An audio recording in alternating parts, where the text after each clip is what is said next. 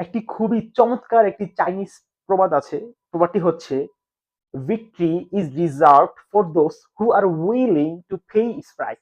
এর মানে হচ্ছে ভিক্টরি মানে জয়, বিজয় বা কোনো একটি অর্জন তার জন্যই রিজার্ভ থাকে, সঞ্চিত থাকে যে এই অর্জনের প্রাইসটি পে করতে পারে। এখন আমাদের মনে হতে পারে যে আমাদের কোনো একটি গোল অ্যাচিভ করা, কোনো একটি স্বপ্নকে বাস্তবায়ন করা, এটা আবার প্রাইস কি? আমরা যেরকম কোনো একটি বই কিনতে গেলে, কলম কিনতে গেলে আমাদের এর মূল্য পরিশোধ করা লাগে, প্রাইসটা পরিশোধ করা লাগে। ঠিক তেমনই ভাবে আমাদের স্বপ্নগুলোরও কিছু প্রাইস থাকে। সেই প্রাইসগুলো কখনোই টাকায় থাকে না ডেফিনিটলি, কিন্তু সেই প্রাইসগুলো আমাদের পে করতে হয় ডিসিপ্লিন দিয়ে, হার্ড ওয়ার্ক দিয়ে, পাঞ্চুয়ালিটি দিয়ে।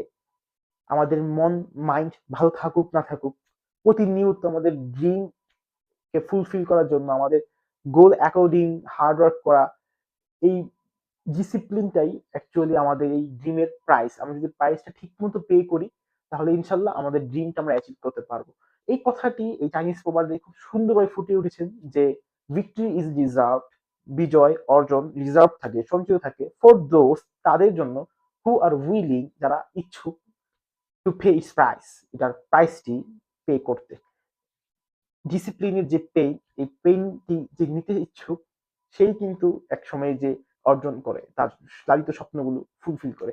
এই কথাটি এই চাইনিজ প্রবাদে খুব চমৎকারভাবে ফুটে উঠেছে। এটি আপনাদের সাথে একটু শেয়ার করা।